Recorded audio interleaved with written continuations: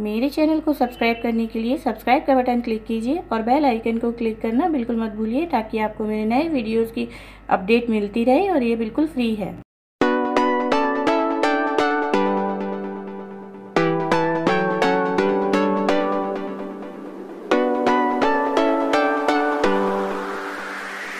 Hello viewers, welcome to Himanshi's world.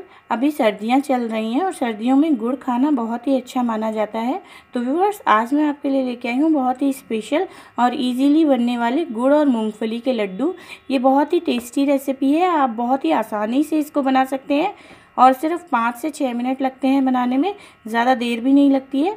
और ये protein से भरपूर लड्डू हैं, तो आप ज़रूर ट्राई कीजिएगा और आप मेरे को ज़रूर बताइएगा कि आपको ये रेसिपी कैसी लगी। तो लेट्स स्टार्ट द रेसिपी। तो देखिए व्यूअर्स, यहाँ पे गुड़ और मूंगफली के लड्डू बनाने के लिए मैंने गुड़ ले लिया और मूंगफली ले ली है। यहाँ पे मैंने 250 ग्राम के करीब मूंगफली ली है और ये भुनी हुई मूंगफली है, छिलका उतरा हुआ है। और 250 ग्राम के करीब ही मैंने गुड़ ले लिया है और इसको पतला पतला काट लिया है। व्यूअर्स, ये लड्डू बहुत ही ईजी है बनाना और सिर्फ 2 इंग्रेडिएंट्स मैं इसमें डाल रही हूँ। आप चाहें तो थोड़े बहुत इंग्रेडिएंट्स बढ़ा भी सकते हैं, जैसे इसके अंदर आप ड्राई फ्रूट्स भी ऐड कर सकते हैं थोड़े बहुत, लेकिन ये अपने आप में ही बहुत है।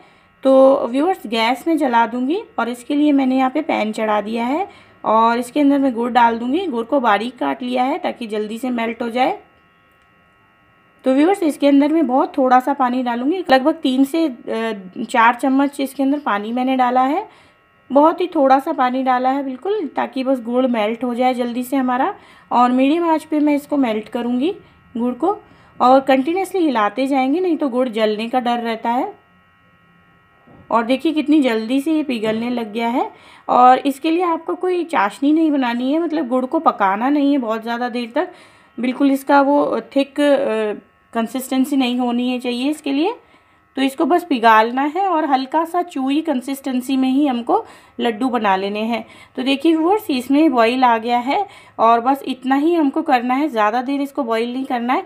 इसको मेजर करने के लिए मैं पानी की कटोरी लूँगी और उसके अंदर सॉफ्ट कंसिस्टेंसी वाली सेटिंग पे ही मैं गुड़ को बंद कर दूँगी, गर्म करना बंद कर दूँगी। इतना ही करना है।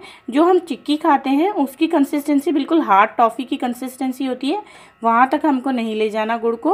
और क्योंकि हम लड्डू बना रहे हैं, फिर खाने में बड़ी दिक्कत होगी लड्डू को, इसलिए मैं सॉफ्ट कंसिस्टेंसी तक ही इसको गुड़ को बॉईल करूँगी।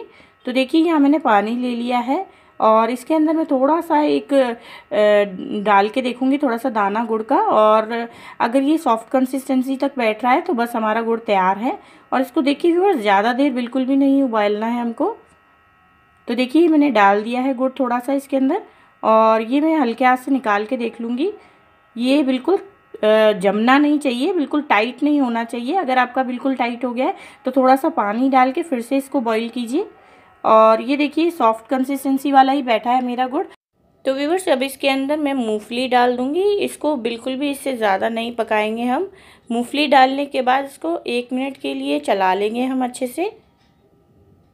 और मैं गैस बंद कर देती हूँ अब इसकी, क्योंकि ये अब हमारी अच्छे से पक गई है चाशनी। और इससे ज़्यादा पकाएंगे तो ये हार्ड हो जाएगी, फिर इसकी बहुत ही टाइट लड्डू बनेंगे।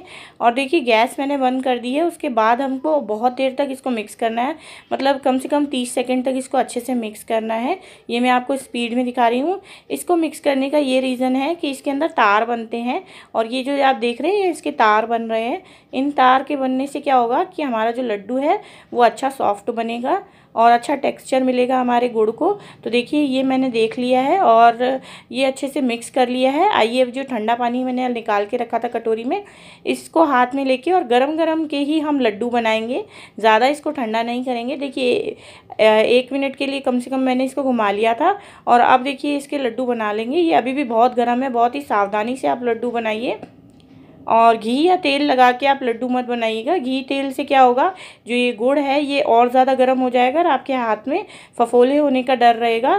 तो यहाँ मैंने जो ठंडा पानी रखा है ये मैं हाथ पे लगाती जाऊँगी और थोड़ा थोड़ा पोर्शन लेके और लड्डू बनाती जाऊँगी।